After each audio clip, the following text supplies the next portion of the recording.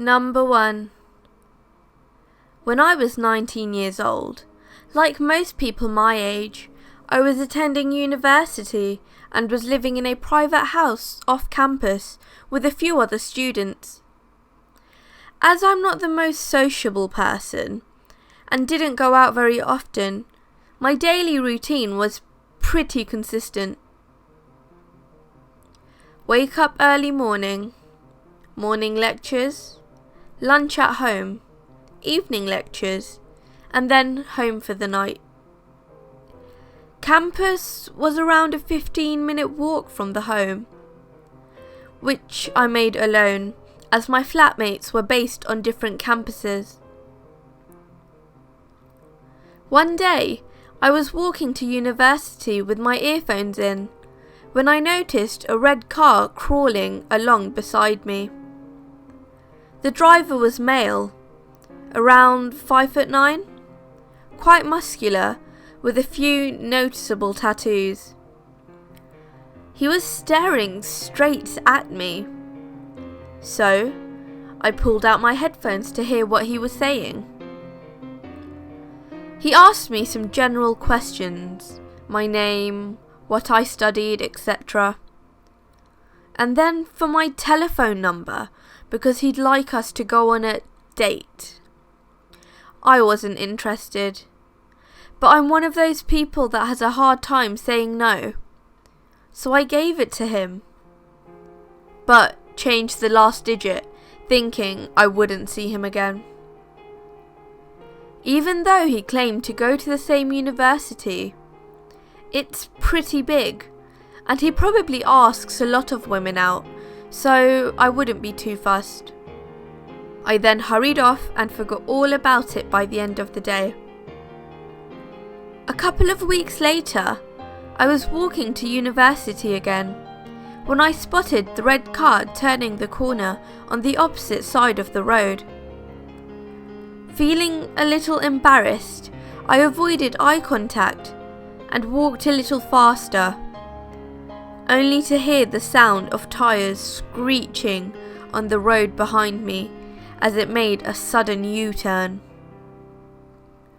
Now, on my side of the road, the red car zooms past me and comes to a grinding halt a few meters ahead. The guy gets out and rushes towards me.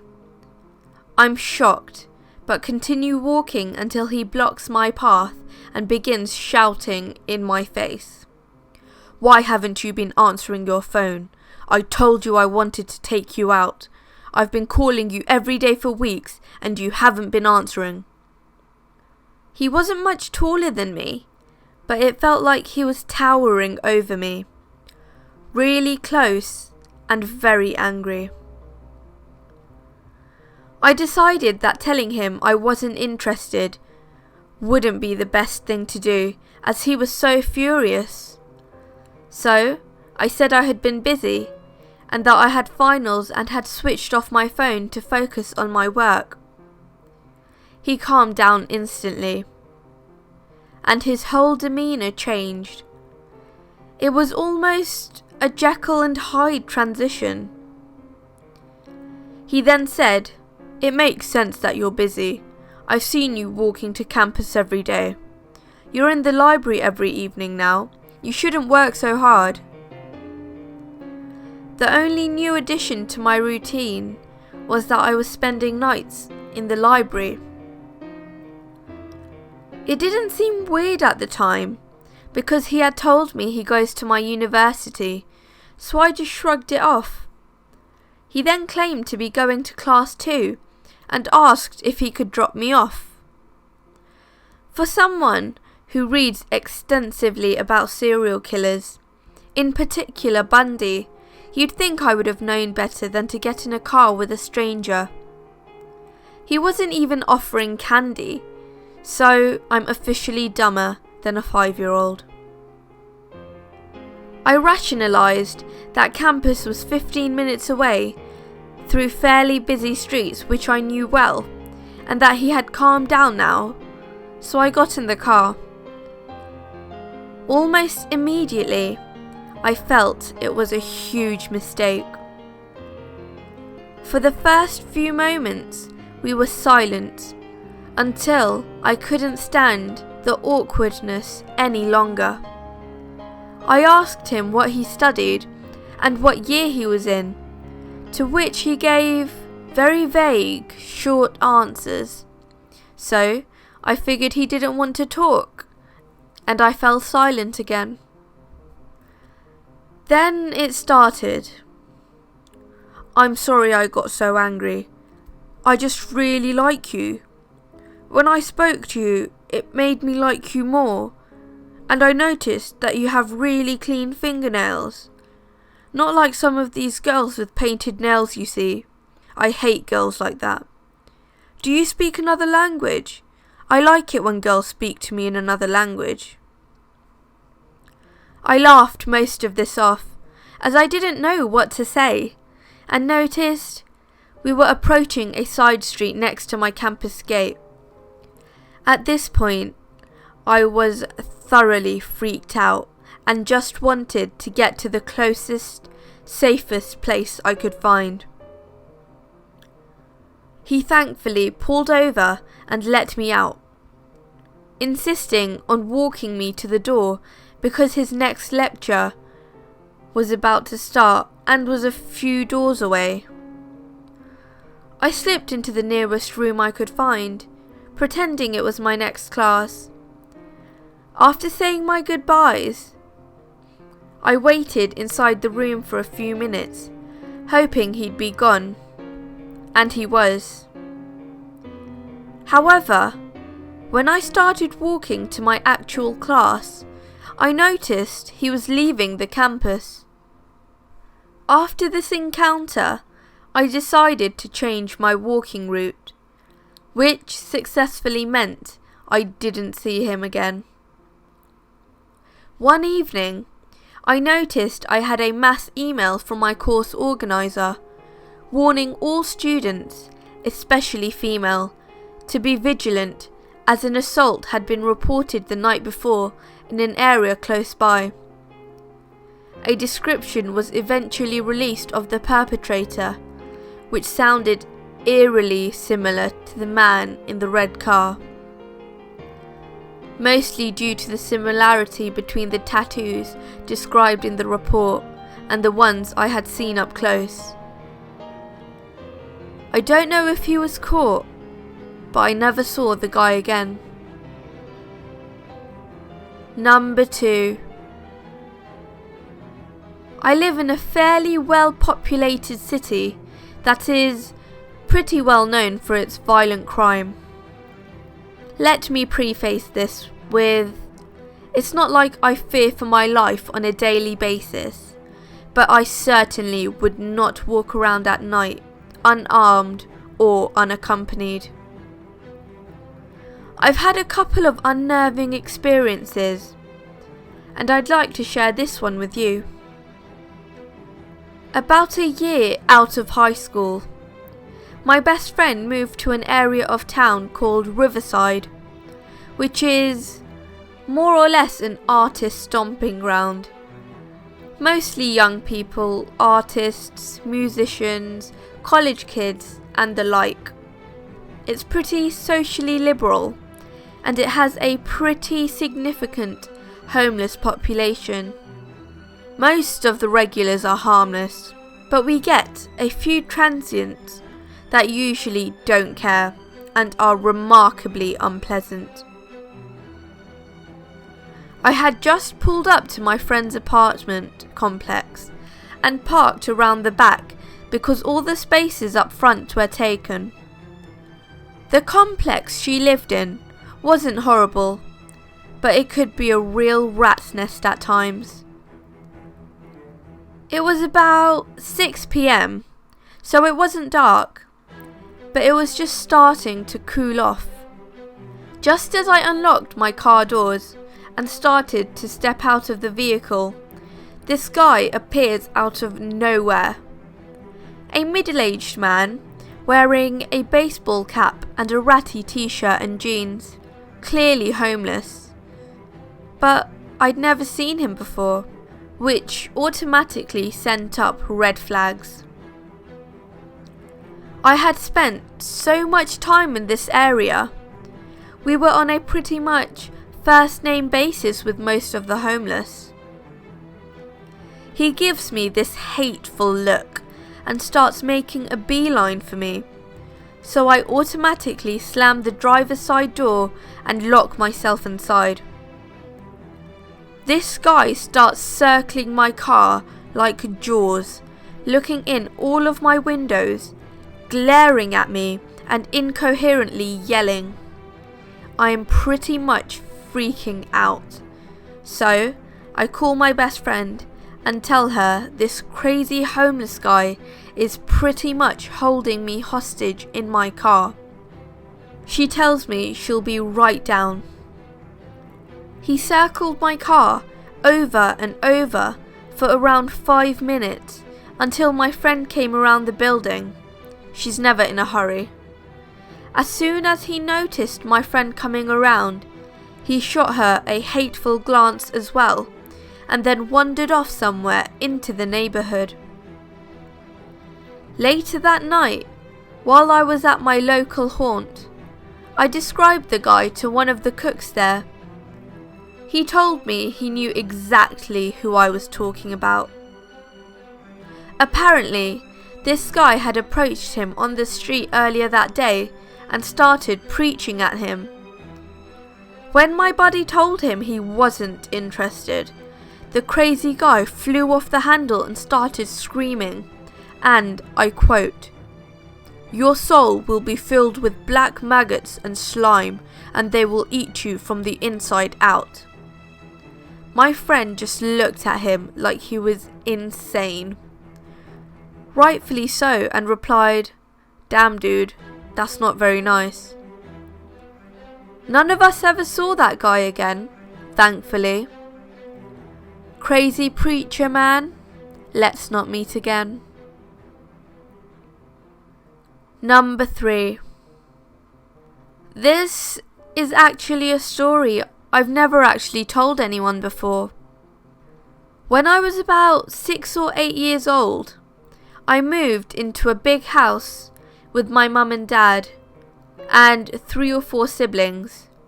I have 4 little sisters and 2 little brothers, so I'm not sure how many there were at that time. We had one of those alarm systems that you arm at night so that if any doors or windows were opened, it would go off after 10 seconds. If not turned off, the cops would show up. One night, I fell asleep in the basement, wrapped up in a blanket. My dad was at work and wouldn't be back until later that night, so my mother hadn't set the alarm yet.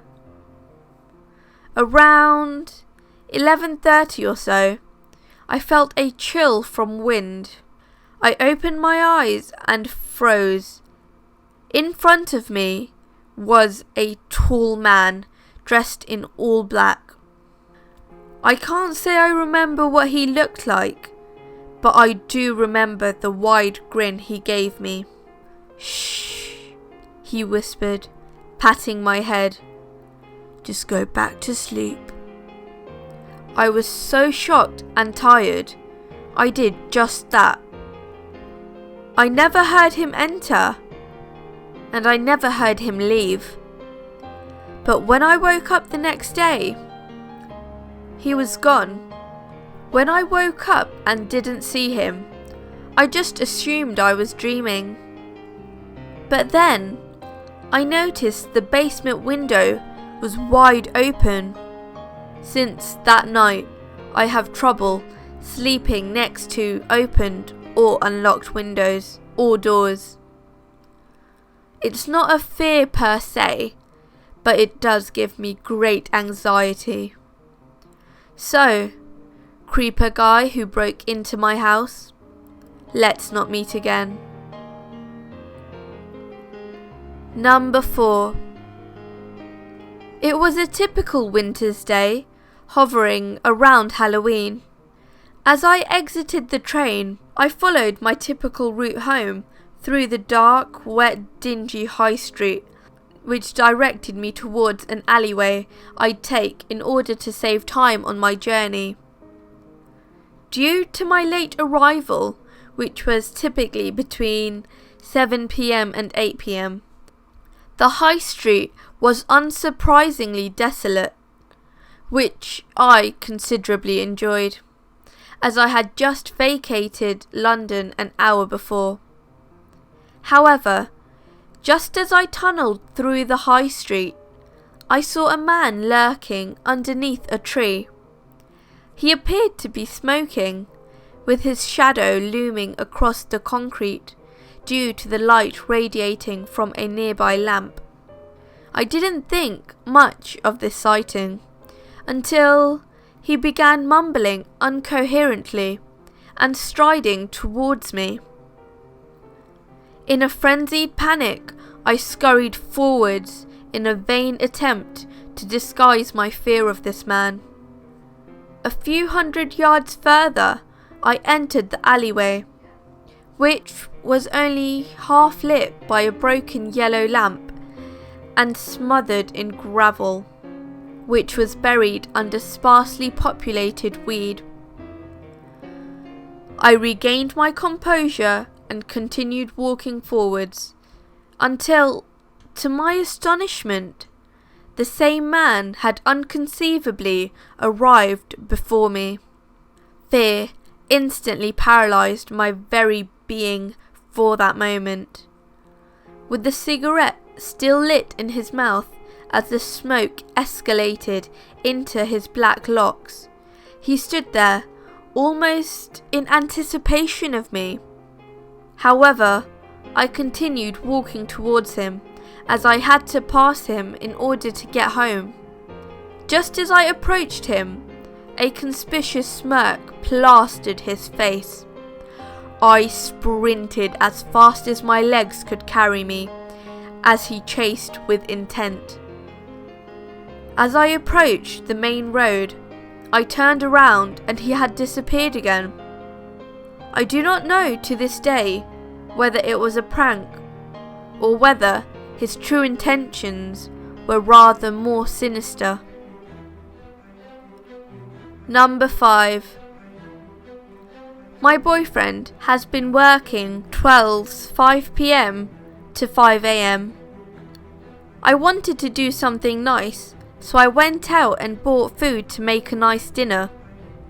It was about 2 AM and I went to measure. There were other cars there. I had really good parking, very close to the entrance. I bought all of my food and I walked out to the parking lot. I can see my car, but I'm not super close to it, when all of a sudden an older white guy who looked well dressed got out of my back seat. He was waiting for me, obviously. He did the "after you" gesture to my car. My doors were all locked. The whole time he was smiling, this warm smile that was so creepy. I ran back inside and told a worker. He went outside, but the guy was gone.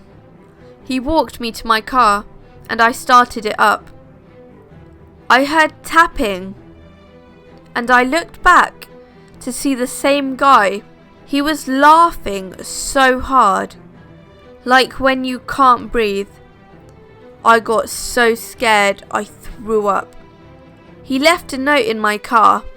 I didn't take anything, but I now know things.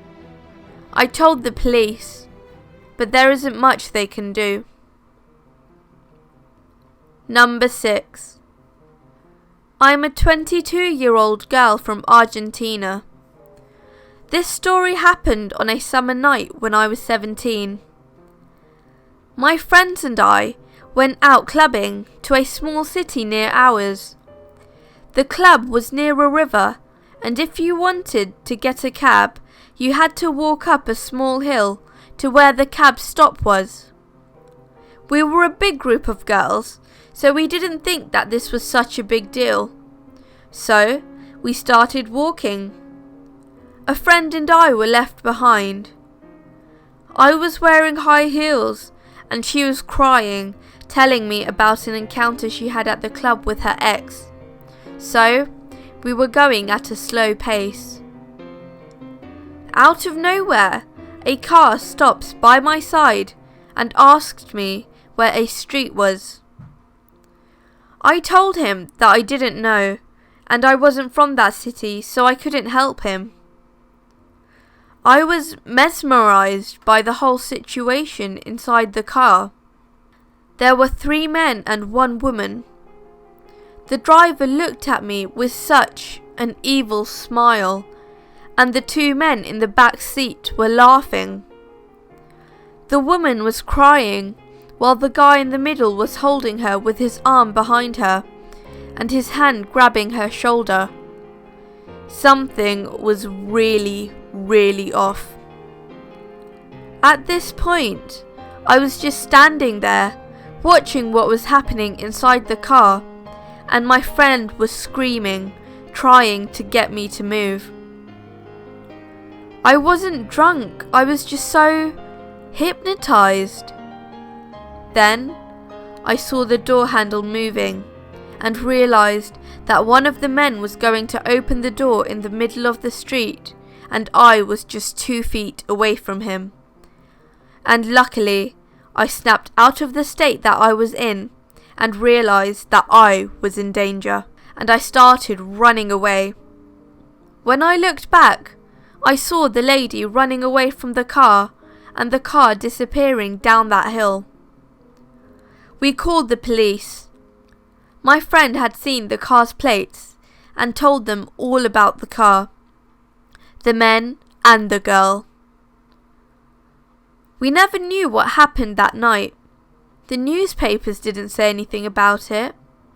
So, guys in that creepy car, let's never meet again. Number 7. So, I'll start this with some background information. I am a 17-year-old girl, 4'11" and about 100 pounds, and pretty young looking. I could be mistaken for a 14 or 15-year-old. I live in a really good area, so I've always liked walking to places, and I've never had an issue with it until yesterday.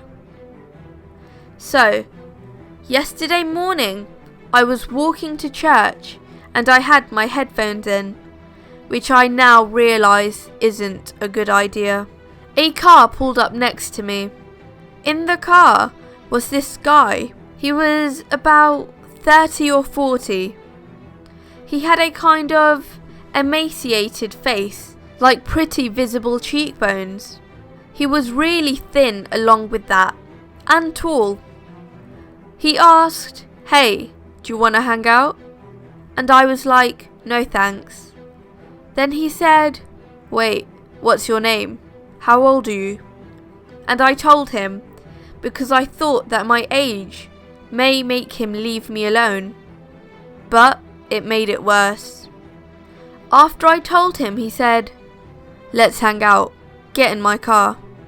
And I said, "No, I can't. I'm on my way to church right now." He replied to that with, "Get in my car. I'll give you a ride. You're so pretty, I just want to hang out with you." And I was like, I have a boyfriend. Which almost always works when guys approach me. So, he was like, "I'll give you my number if you want to hang out later." After all that, I was so done. I just said, "No thanks," and he drove off. After that, I texted my guy friend, who was already at the church, and he came to the road I was on to walk me the rest of the way. I'm pretty annoyed, because I really like walking to places, but I don't know if I should anymore. Because of my size, it would be easier for a more aggressive guy to just put me in a car. So, if any of you have any walking tips, that would be awesome. I'm also worried if a more naive girl ends up meeting that guy. she might just get in the car. So, weird guy, let's not meet or hang out. I'd like to say thank you to everyone who subscribed to my channel. It seems that every time I upload a video, my subscribers go up by 1,000. I'm now at 3,000 subscribers, and that is so cool. Thank you to everyone who keeps watching my videos and everyone who has liked and commented. There will be more content up very soon, so just stay tuned to my channel. And remember, stay sinister.